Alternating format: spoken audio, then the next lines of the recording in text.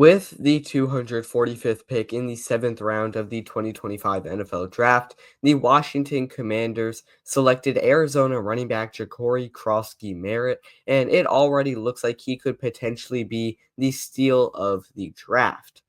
Croskey-Merritt only played one game last season at Arizona due to eligibility issues. However, in that one game, he had 13 carries for 106 rushing yards and one touchdown in a win against New Mexico.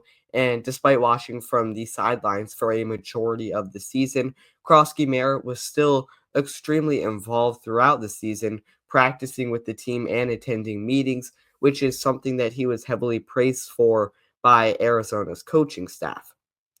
Even though Kroski had very limited playing time with the Wildcats, he did draw in a lot of attention after his impressive performance in the Shrine Bowl, where he amassed a total of 97 rushing yards and two touchdowns on just 11 carries, which was good enough to win him the offensive MVP. While it's unfortunate that we weren't able to see very much film from Kroski-Merritt this past season, if he did end up playing all 12 games with Arizona, I wouldn't be surprised if he climbed his way into the third, fourth, or fifth round of the NFL draft rather than being one of the last 15 picks in the seventh round. Kroskey-Merritt's last full season was with New Mexico in 2023, where he had 189 carries for 1,190 rushing yards and 17 rushing touchdowns.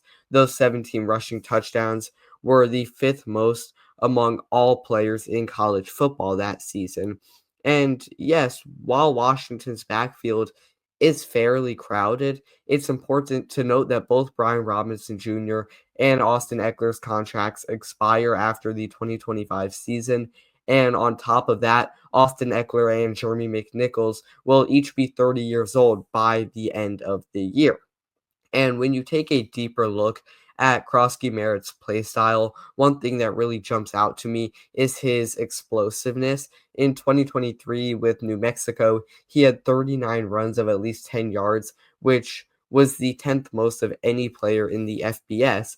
And last year in the NFC Championship game against the Eagles, Washington gave up multiple 50-yard rushes, one of which was to Saquon Barkley, the other one to Will Shipley. And while that showed how poorly Washington was at stopping the run, it also highlighted the importance of having an explosive running back with breakaway speed, which is something Washington doesn't necessarily get out of Brian Robinson Jr.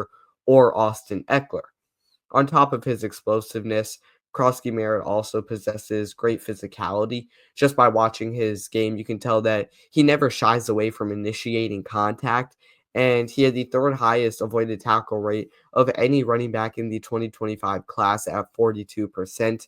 During Kroskey-Merritt's breakout 2023 season, he forced 64 missed tackles, which was the 17th most of any player throughout the entire nation. One of the other attributes I love about Kroskey-Merritt are his athletic traits. At the Big 12 Pro Day in March, he had a 41.5-inch vertical, a 10.5-inch broad jump, and a 4.41 40-yard dash. And Kroskey-Merritt is on the older side at 24 years old. However, I don't really see that necessarily affecting the amount of touches he gets as a rookie or his on-field production.